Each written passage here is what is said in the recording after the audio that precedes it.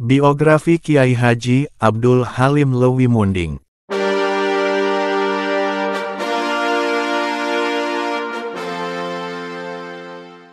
Assalamualaikum warahmatullahi wabarakatuh. Sebelumnya jangan lupa untuk like, share, subscribe dan komentarnya. Semoga yang like, share, subscribe dan komentar diberikan rezeki banyak dan bisa naik haji Makkah Madinah. Kiai Haji Abdul Halim merupakan salah seorang muassis Nahdlatul Ulama, NU, lahir pada tanggal 2 Juni tahun 1898 Masehi di Desa Cibolerang, Kecamatan Jatiwangi, Kabupaten Majalengka, Jawa Barat, putra dari pasangan Kiai Muhammad Iskandar, salah seorang penghulu Kadewanan Jatiwangi dan ibu bernama Nyai Mutmainah binti Imam Syafari. Sanad ilmu dan pendidikan Kiai Haji Abdul Halim.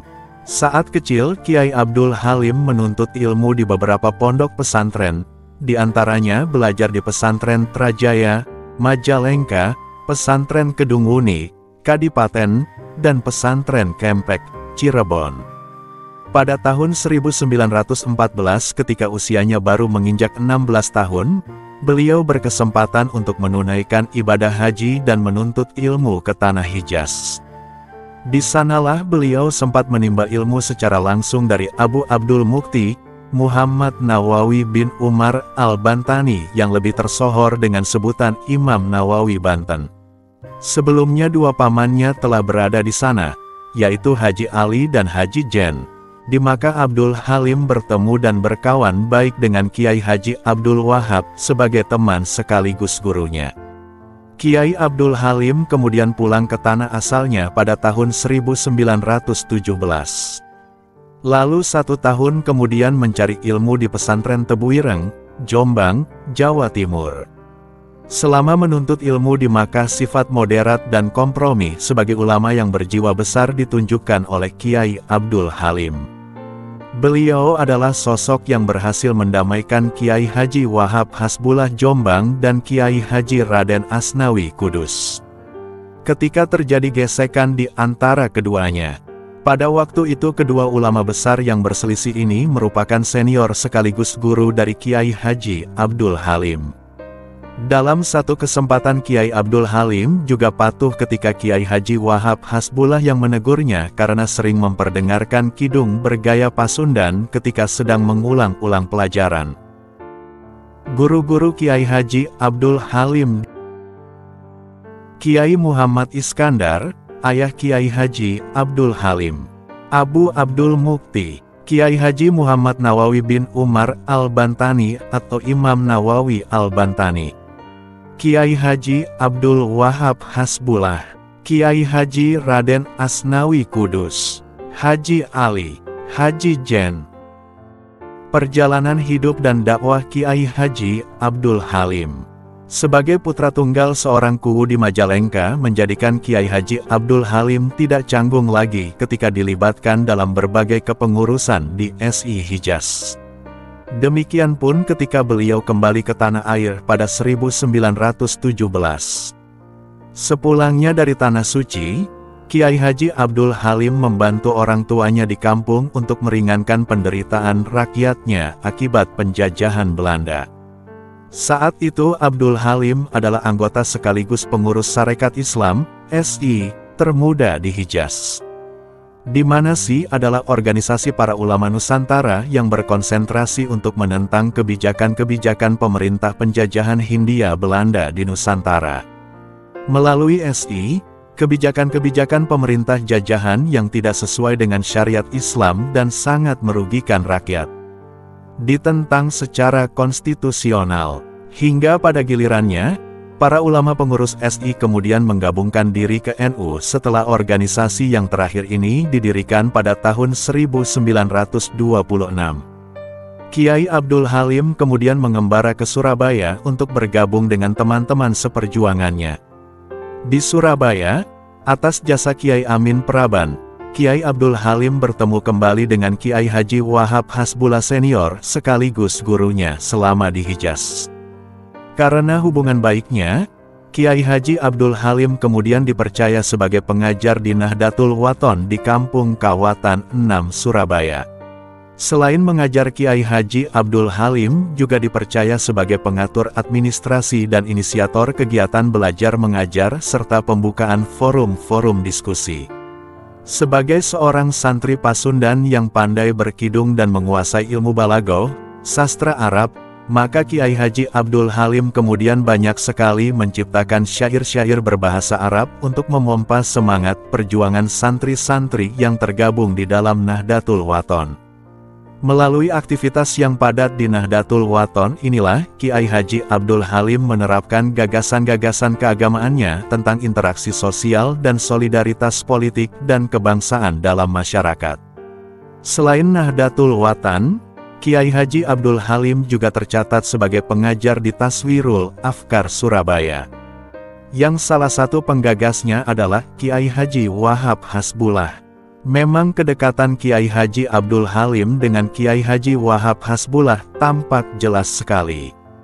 Kiai Abdul Halim adalah pengikut setia sekaligus asisten bagi Kiai Abdul Wahab. Kiai Haji Abdul Halim berdakwah dengan paham aswaja. Selama mengabdi di Surabaya, berkali-kali Kiai Haji Abdul Halim pulang ke Majalengka untuk menyampaikan kabar-kabar terbaru dari Surabaya yang kala itu merupakan pusat perjuangan kaum santri dalam membebaskan bangsa dari belenggu penjajahan dan kebodohan umat. Setiap pulang ke Majalengka, Kiai Haji Abdul Halim selalu mendatangi rumah-rumah penduduk untuk mengajarkan dan memperkenalkan paham Ahlus Sunnah wal Jamaah. Kiai Haji Abdul Halim selalu membagikan gambar-gambar dan surat kabar suara Nahdlatul Ulama kepada masyarakat di daerah Majalengka dan sekitarnya. Tahun 1942 ketika ormas-ormas Islam dibekukan oleh pemerintah penjajahan Jepang, Kiai Haji Abdul Halim mendapat dua tantangan besar di daerahnya. Intervensi Jepang kepada para pemuda untuk bergabung dalam pasukan militer Jepang dan kebanggaan para pemuda untuk menjadi komunis merupakan dilema yang sangat sulit dihadapi. Dalam situasi inilah Kiai Haji Abdul Halim membentuk Hizbullah cabang Majalengka bersama Kiai Haji Abbas Buntet Cirebon. Hizbullah Majalengka kemudian bahu-membahu bersama dengan kelompok-kelompok pejuang lainnya, baik dari laskar-laskar santri maupun laskar-laskar pemuda lainnya untuk mempertahankan kemerdekaan Indonesia. Peranan Kiai Haji Abdul Halim di Nahdlatul Ulama, NU. Pada tahun 1955, Kiai Haji Abdul Halim menjadi anggota DPR dari Partai NU dari perwakilan Jawa Barat. Sejak saat ini perjuangan Kiai Haji Abdul Halim lebih dititikberatkan pada pemberdayaan warga NU Jawa Barat dengan membentuk berbagai wadah pemberdayaan masyarakat seperti Pertanu, Perkumpulan Petani NU, Pergunu, Perkumpulan Guru NU, dan pendirian lembaga-lembaga pendidikan NU di Jawa Barat lainnya. Pelopor pendiri, CKM, ini adalah Kiai Haji Abdul Halim. Salah seorang pengurus Hotbestur NU. Barang-barang yang mulai diperjualbelikan ketika itu berupa kebutuhan primer, kebutuhan sehari-hari, seperti beras, gula, kopi, rokok, pasta gigi, sabun, kacang, minyak dan sebagainya. Namun yang menarik dari usaha ini adalah peraturan dasar CKM yang saat itu sudah disahkan sebagai model koperasi NU di tempat-tempat lain. Ini pertanda langkah awal menuju sosial ekonomi sudah mulai terlihat di tahun 1929 itu. Peraturan CKM mengenai pembagian keuntungan. Misalnya, dibagi 5 bagian, 40% untuk pegawai, penjual, 15% untuk pemilik modal, 25% untuk menambah kapital, berarti pemilik modal mendapat bagian 40%, 5% untuk juru komisi, juru tulis, dan 15% untuk Jamiyah Nahdlatul Ulama. Dari sini kita tahu kiprah Kiai Abdul Halim tidak bisa dinafikan dalam awal sejarah pertumbuhan NU. Selain itu, organisasi NU juga telah membuktikan pengabdiannya kepada agama dan masyarakat baik di bidang pendidikan, sosial maupun dakwah yang dimotori oleh para kiai yang istiqomah tanpa pamrih dalam mengemban tugas sebagai pemelihara kelestarian paham Ahlus Sunnah wal Jamaah. Kiai Haji Abdul Halim memang kurang dikenal. Namanya sering pula dikelirukan dengan tokoh NU lain dari Majalengka, Jawa Barat, yang bernama Abdul Halim. Dua-duanya tokoh NU, namun Abdul Halim yang ditulis ini adalah salah satu pendiri NU dan berasal dari desa Lewi Munding. Untuk membedakan keduanya, di belakang nama tokoh pendiri NU ini ditambahkan Lewi Munding. Nama Kiai Haji Abdul Halim baru lebih dikenal setelah mantan Presiden Kiai Haji Abdurrahman Wahid, Gus Dur, berziarah ke makam Kiai Abdul Halim di Lewi Munding, Majalengka, Jawa Barat, pada Maret tahun 2003. Kiai Abdul Halim juga tersorot saat rombongan Kirab Santri Nasional 2015 Surabaya Jakarta singgah dan berdoa di makam Kiai tersebut. Alkisah pada awal 2003, sejumlah pengurus dan anggota Banser NU Majalengka sowan pada Gus Dur di kediamannya di Ciganjur. Saat tiba di Ciganjur, Gus Dur ternyata masih belum datang dari kunjungan ke Prancis. Ya, para anggota Banser memutuskan menunggu beberapa hari, kata Ustadz Arifin Muslim, mantan ketua Banser Majalengka. Menurut Arifin, setelah Gus Dur datang dari kunjungannya di luar negeri, para aktivis Banser itu diterima di kediamannya. Dalam perbincangan tersebut, Gus Dur bertanya dari mana para tamunya. Saat diberitahu bahwa para Banser itu dari Lewi Munding, Majalengka, sontak Gus Dur kaget. Lewi Munding, saya punya guru di sana. Sudah wafat memang. Namanya Kiai Abdul Halim, kata Gus Dur seperti ditirukan Ustadz Arifin. Segera saja, kata Arifin, Gus Dur memanggil stafnya untuk mengagendakan ziarah ke makam Kiai Abdul Halim, dalam rangkaian acara kunjungannya ke Cirebon dan sekitarnya. Dalam sambutannya sekitar 45 menit di depan warga Lewi Munding di area makam Kiai Halim, Gus Dur mengemukakan peran besar Kiai Abdul Halim di masa sebelum berdirinya NU, saat pendirian, dan dalam perkembangan NU. Kiai Haji Abdul Halim adalah sosok yang sangat rendah hati. Untungnya, ada sejumlah tulisan karya Kiai Abdul Halim yang ditinggalkan, khususnya tentang berdirinya NU, tokoh-tokohnya, serta perkembangan NU hingga tahun 1970. Tahun itulah buku karya Kiai Abdul Halim, Sejarah Perjuangan Kiai Haji Wahab Hasbullah, yang ditulis dengan huruf Arab Pegon diterbitkan. Sebuah buku kecil memang, tetapi itulah satu di antara sedikit buku yang membahas sejarah NU saat itu. Amat langka penulis yang mencatat tentang NU, termasuk dari kalangan NU sendiri. Tetapi sejarah telah menunjukkan bahwa Kiai Abdul Halim sangat dekat dengan Kiai Haji Hashim Asy'ari dan Kiai Haji Wahab Hasbullah. Dengan kata lain, Kiai Abdul Halim adalah orang kepercayaan kedua ulama terkemuka tersebut. Lewat Kiai Abdul Halim, dua kiai tersebut merancang komunikasi lewat surat-surat dengan para ulama terkemuka se-Jawa dan Madura. Karya-karya Kiai Haji Abdul Halim.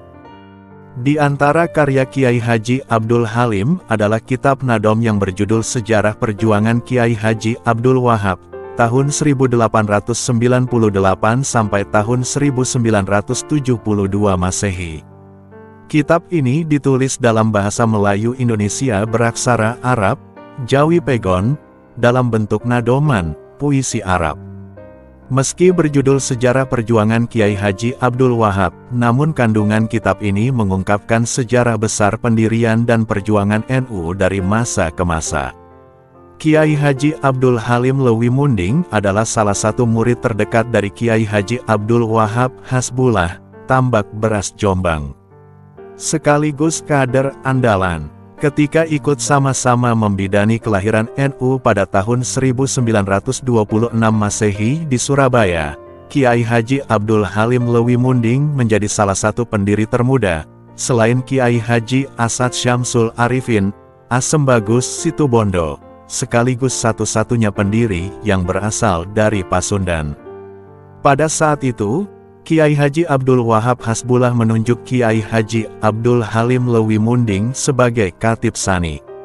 Melalui kitab ini, sejarah organisasi Islam berhaluan Ahlus Sunnah wal Jamaah itu dibedahkan oleh Kiai Haji Abdul Halim Lewi Munding dalam bentuk puisi secara runut, ringkas, dan kaya akan data serta informasi. Karena itu, keberadaan kitab ini menjadi sangat penting sebagai salah satu sumber utama sejarah besar NU yang langsung ditulis oleh salah satu pendirinya. Salah satu naskah kitab ini ada di Perbendaharaan Buku Haji Agus Muhammad Al-Bara putra Kiai Haji Asep Saifuddin Halim, yang merupakan cucu dari pengarang kitab ini. Terdapat catatan pada kolofon, disebutkan penulisan kitab ini diselesaikan pada tanggal 12 September tahun 1970 Masehi, bertepatan dengan 11 Rajab 1390 Hijriah. Kitab ini kemudian dicetak oleh Percetakan Baru yang terletak di Jalan Pajagalan 3, Bandung, Jawa Barat, dengan tebal 31 halaman. Tertulis di sana, dapat izin dicetak ini riwayat. Ialah tanggal 12 itu tepat, September 1970. Saya menghadap ke Jombang dengan sungguh. Mudah-mudahan Tuhan memberi manfaat. Pada riwayat ini yang saya singkat, melihat tanggal penulisan kitab ini dalam tahun Hijriyah, yaitu 11 Rajab 1390 Hijriyah, tampaknya kitab ini ditulis untuk menyambut peringatan hari lahir NU yang ke-46. Organisasi NU sendiri diresmikan pada 16 Rajab 1344 Hijriah, bertepatan tanggal 31 Januari tahun 1926 Masehi. Dalam kata pengantarnya, Kiai Haji Abdul Halim Lewi Munding mengatakan bahwa banyak koleganya yang hendak mengetahui sejarah besar NU dari awal mula berdirinya, peran serta kiprahnya dalam perjuangan keagamaan Islam, kebangsaan Indonesia, serta kemanusiaan, hingga sampai pada tahun 1970 ketika karya ini ditulis dan NU sudah menjadi sebuah organisasi keislaman terbesar di Nusantara. Beliau menulis, "Saya bikin riwayat pada pokoknya. Banyak teman ingin mengetahuinya, ingin tahu asal NU berdirinya, hingga jadi seperti besarlah nyatanya. Menyeluruh sudah dikenal namanya. Tidak asing dunia mengetahuinya, maka yang tempo berdiri pertamanya. Hanya tinggal yang masih 4 orangnya." Kiai Haji Abdul Halim Lewi Munding kemudian melanjutkan, "Saya susun ialah dengan siiran, biar anak-anak tahu bergembiraan, mengetahui ulama cara berpikir, mengetahui tradisi bahan pemikir, murni tidak tercampuri ide penjajah. Sebab ngerti sifat manusia huriyah, merdeka." Dalam menulis kitab Nadam Sejarah Besar NU ini, Kiai Haji Abdul Halim terlebih dahulu meminta izin dan restu dari Kiai Haji Abdul Wahab Hasbullah, wafat 1971 Masehi, dan Kiai Haji Ahmad Syaihu, dan Kiai Haji Idam Khalid, yang saat itu menjabat sebagai Ketua Umum PBNU. Kiai Haji Abdul Halim Lewi Munding menulis, "Saya minta izin Pak Kiai Wahab, sebab itu guru saya waktu tolab, belajar. Minta izin Pak Syaihu ialah sebabnya. Sebab Surabaya mulai berdirinya NU.